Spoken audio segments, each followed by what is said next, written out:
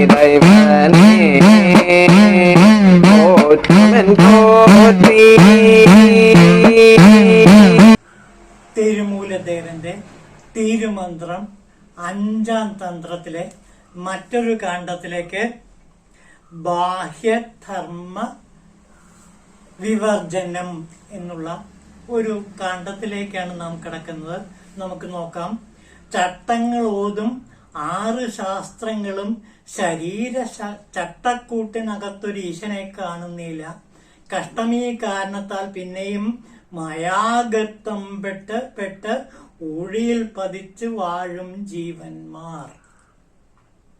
മറ്റ് 6 ശാസ്ത്ര വിഭാഗങ്ങളും, അതായത് ജൈനം, ബൗദ്ധം, ചാർവാകം തുടങ്ങിയ മറ്റ് പല ശാസ്ത്രങ്ങളും എന്തു സംഭവിക്കുന്നില്ല? ശരീര ചട്ടക്കൂട്ടിനകത്ത് ഈശ്വരനെ കാണുന്നില്ല. ഈ ശരീരത്തിന്റെ ഉള്ളിലാണ് ഈശ്വരൻ. ഈ ശരീരമാകുന്ന ക്ഷേത്രത്തിനുള്ളിലാണ് ക്ഷേത്രജ്ഞനായ ശിവൻ കുടികൊള്ളുന്നത് എന്ന സത്യം ആരും അറിയുന്നില്ല. അപ്പോൾ ഈ ദർശനങ്ങൾ, പ്രത്യേകിച്ച് ഷഡ്ദർശനങ്ങൾ, ശരീരത്തെ വേണ്ട പോലെ ബഹുമാനിക്കുന്നില്ല, ആദരിക്കുന്നില്ല എന്നാണ് തിരുമൂലദേവൻ പറയുന്നത്. ഈശ്വര സാക്ഷാത്കാരത്തിന് വേണ്ടി ശരീരത്തെ പലതരത്തിലും മറ്റ് മാർഗക്കാർ പീഡിപ്പിക്കുന്ന ചിത്രം നമുക്ക് കാണാൻ കഴിയും.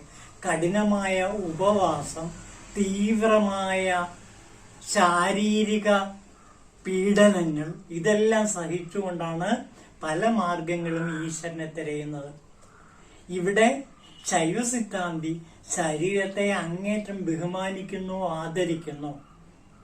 അങ്ങനെ ആദരിക്കപ്പെടാൻ കാരണമുണ്ട്. ഈ ശരീരം ഒരു ക്ഷേത്രമാണ്. ഈ ക്ഷേത്രത്തിനുള്ള ഉള്ളിലാണ് ശിവൻ കുടികൊള്ളുന്നത്. അപ്പോൾ ശരീരം എന്ന് പറയുന്നത് ശിവന്റെ കോവിലാണ്, ശിവന്റെ ക്ഷേത്രമാണ്. അതുകൊണ്ട് ക്ഷേത്രജ്ഞനെ ബഹുമാനിക്കുന്നത് പോലെ തന്നെ ക്ഷേത്രത്തെയും ബഹുമാനിക്കണം. ക്ഷേത്രമില്ലെങ്കിൽ ആരില്ല? ക്ഷേത്രജ്ഞനില്ല. അതുകൊണ്ട് ക്ഷേത്രജ്ഞനെ ബഹുമാനിക്കണമെങ്കിൽ ക്ഷേത്രത്തെയും ബഹുമാനിക്കണം. ഇതാണ് ശൈവ സിദ്ധാന്തത്തിന്റെ ദർശനം. അപ്പോൾ ശൈവ സിദ്ധാന്തികൾ ശരീരത്തെ അങ്ങേറ്റം വിലമതിക്കുന്നു. മറ്റൊന്നും കൊണ്ടല്ല, ഈ ശരീരത്തിനുള്ളിലാണ് ശിവൻ കുടികൊള്ളുന്നത് എന്നുള്ളതുകൊണ്ട്. മറ്റ് 6 ശാസ്ത്രങ്ങളും ശരീര ചട്ടക്കൂട്ടിനകത്താണ് ഈശൻ എന്ന് വിചാരിക്കുന്നില്ല. അപ്പോൾ മറ്റ് 6 ശാസ്ത്രങ്ങളിൽ നിന്നും വ്യത്യസ്തമാണ്. ന്യായം, വൈശേഷികം തുടങ്ങിയ മറ്റ് 6 ശാസ്ത്രങ്ങളിൽ നിന്നും വ്യത്യസ്തമാണ് ശൈവ സിദ്ധാന്തം. കാരണം ശരീരത്തെ അവർ അംഗീകരിക്കുന്നു, ശരീരത്തെ അവർ ആദരിക്കുന്നു, ശരീരത്തെ അവർ ബഹുമാനിക്കുന്നു. എന്തുകൊണ്ടെന്നാൽ ഈ ശരീരം ക്ഷേത്രമാണ്. ക്ഷേത്രമില്ലാതെ ക്ഷേത്രജ്ഞന് കുടികൊള്ളാൻ കഴിയില്ല.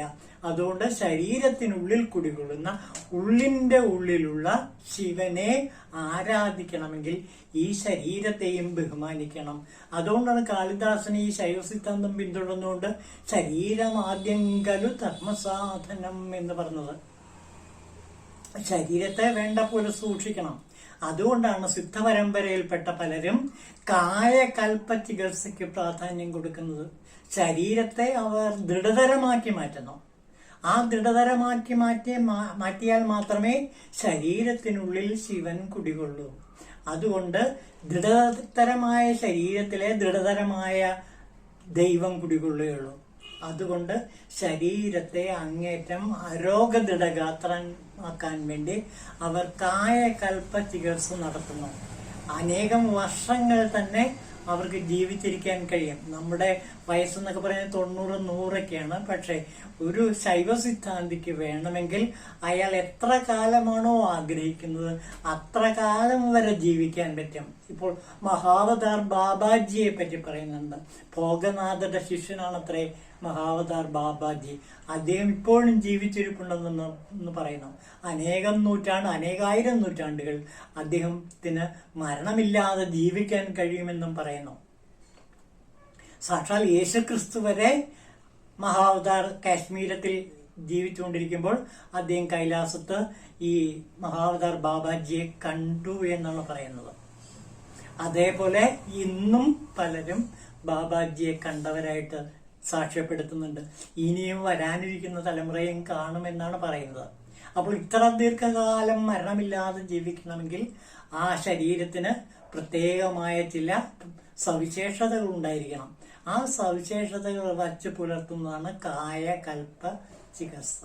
ഈ കായകൽപ്പ ചികിത്സയിലൂടെ എല്ലാ രോഗങ്ങളെയും അതിജീവിക്കാൻ കഴിയുമെന്നും എത്ര കാലം വേണമെങ്കിൽ ജീവിക്കാൻ കഴിയുമെന്നും ഒരു ശൈവ സിദ്ധാന്തി വിശ്വസിക്കുന്നു. കാരണം ശരീരത്തെ അവർ ബഹുമാനിക്കുന്നത്, ആദരിക്കുന്നത് ശരീരത്തിനുള്ളിലാണ് ശിവൻ കുടികൊള്ളുന്നത് എന്നുള്ളത് കൊണ്ടാണ്. അപ്പോൾ ക്ഷേത്രജ്ഞനെ ആരാധിക്കണമെങ്കിൽ ഈ ക്ഷേത്രജ്ഞന് ഇരിക്കാൻ പറ്റിയൊരു സ്ഥലമാണ്, ഇരിപ്പിടമാണ് ക്ഷേത്രം, അതായത് നമ്മുടെ ശരീരം. അതുകൊണ്ട് ശരീരത്തെയും കാത്തു സൂക്ഷിക്കണം. ഇതാണ് തിരുമൂല ദേവൻ പറയുന്നത്. ഉള്ളിലുമുണ്ടപ്പോൾ പുറത്തുമുണ്ടെന്നവർക്ക് ഉള്ളിലുമുണ്ടതൊപ്പം പുറത്തുമുണ്ടെന്നാഥൻ, ഉള്ളിലുമില്ലാതൊപ്പം പുറത്തുമില്ലെന്നവർക്ക് ഉള്ളിലും പുറത്തൊന്നുമില്ലാതിരിക്കുമെന്നും. ഒരു ശൈവ സിദ്ധാന്തി ഉണ്ട്, ശിവൻ എപ്പോഴും ഉള്ളിലിരിക്കുന്നു. ഹൃദയവാസിയായ ശിവൻ എപ്പോഴും നമ്മുടെ ഉള്ളിന്റെ ഉള്ളിൽ വസിക്കുന്നു. അതുകൊണ്ട് പുറത്തുമുണ്ട്, ഉള്ളിലുള്ളതുകൊണ്ട് പുറത്തുമുണ്ട്. അപ്പോൾ ഉള്ളിലുള്ള ശിവനെ കാണുന്നവർക്ക് മാത്രമേ പുറത്തുള്ള ശിവനെ കാണാൻ പറ്റുള്ളൂ. ഉള്ളിലും പുറത്തും അങ്ങനെ എന്റെ നാഥൻ കുടികൊള്ളുന്നു. എന്നാൽ വേറെ ചിലർ ഉള്ളിലും ഇല്ലാതൊപ്പം പുറത്തുമില്ല. ചിലർക്ക് ഉള്ളിലുമില്ല പുറത്തുമില്ല എന്ന അവസ്ഥ. എന്നിട്ട് ഈശ്വരനെ തേടിക്കൊണ്ട് നടക്കുന്നു. എവിടെയാണ് ഈശ്വരൻ എന്നറിയാതെ അവർ തേടിക്കൊണ്ട് നടക്കുന്നു. അത്രമേൽ സുലഭമാണ് നമ്മുടെ ഉള്ളിന്റെ ഉള്ളിലിരിക്കുന്ന ശിവൻ. അതൊരു സത്യമാണ്. ഞാനുണ്ട് എന്നുള്ളത് സത്യം. ആർക്കാണ് അറിയാത്തത്? അപ്പോൾ ഈ ഞാൻ എന്ന് പറഞ്ഞാൽ ശിവനാണ്. ശിവോഹം, ഞാനുണ്ട് എന്ന അവസ്ഥ എനിക്ക് വളരെ വ്യക്തമായി എന്റെ ഉള്ളിലുണ്ട് എന്ന് തെളിഞ്ഞു കിട്ടിയ സ്ഥിതിക്ക് ഇനി ഞാൻ പുറത്തന്വേഷിക്കേണ്ട ആവശ്യമില്ല. ഇതാണ് ഒരു ശൈവ സിദ്ധാന്തിയുടെ വിശ്വാസം. ഇത് തന്നെയാണ് രമണ മഹർഷി തന്റെ ദർശനമായിട്ട് കാത്തു സൂക്ഷിച്ചത്. ഞാൻ ആരാണ് എന്ന് അന്വേഷിച്ച അവസാനം എന്റെ ഉള്ളിലെ ശിവനാണ് ഞാനെന്ന് കണ്ടെത്തുന്നു.